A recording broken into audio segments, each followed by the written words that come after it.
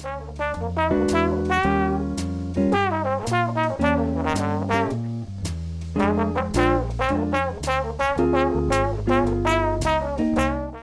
everybody, Keith Wilson at the Trombone Shop at Schmidt Music, back with another trombone review for you. And today I've got an instrument that I've really been excited about for a little bit here. This is the Jupiter XO 1634 LT small bore tenor. So a lot of you may be familiar with the 1632 LT. So this is the model that XO designed with John Fedchock quite a number of years ago, and it's been a really, really popular option with a lot of folks. A very, very lightweight instrument.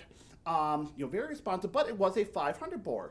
And, I think talking with John Fedchock, he and XO kept getting requests for a 508 bore instrument, which is why they came up with the 1634 here. So we just got our hands on it, and we are going to take a quick play on here so you can have a chance to take a listen, and then we're going to talk a little bit about that experience afterwards. So we'll see you in a minute.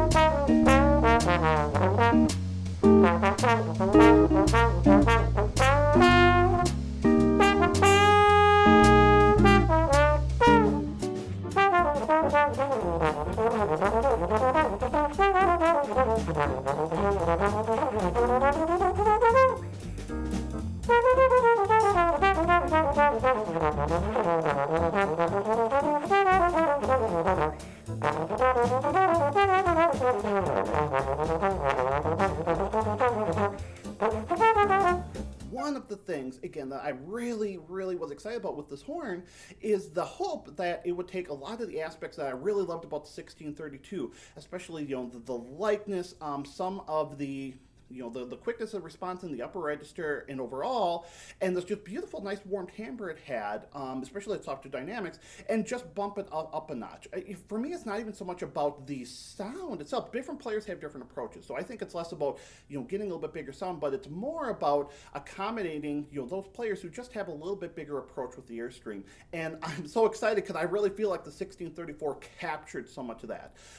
It's still a really lightweight instrument. Now, I did do the counterweight kind of in the traditional John Fedchock manner with the counterweight on the back end here, and it actually does help with the balance. It's still a touch front heavy, but it's not terrible. Now again, this is a 508 bore. This has got an 8-inch bell, so the 1632 had a 7.5-inch bell. This has an 8-inch bell, and this is in the yellow brass. This model is also available in rose brass as well, just like the 1632 was. This is the yellow brass version. And I'll talk about the playing attributes in a minute. I think I actually kind of like the yellow brass more in a certain way there. But it does have a super lightweight nickel silver outer hand slide, nickel silver tubes, rounded nickel silver crook here.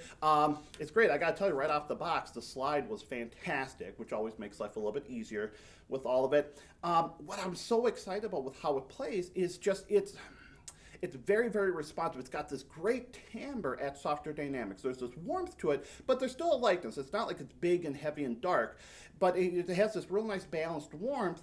When you start pushing the dynamic, I tried to do that in the blues a little bit so you could hear what happens. You have this real shift. All of a sudden it goes from having a little bit more of this lightness to really giving a lot of presence. It gets a real brilliance energy to it, but I don't think it's over the top. you know, and that is one of the things I did experience with this, and I definitely experienced it with the 1632, the 500 model, is I felt like there's only so far I can push the horn. Before it just starts backing up. However, the 508 version can go a lot farther. And I really had to work to get it to the point where I feel like it was actually backing up on me. Now, it did get a lot brighter, but I still liked the timbre, the shift in timbre with it. And what I really, really love about the horn is the responsiveness of it. You know, as I was going through, especially in trying to do some of these runs and these passages, my goodness, it was just so smooth in, you know, some of these lateral transitions, moving between the partials.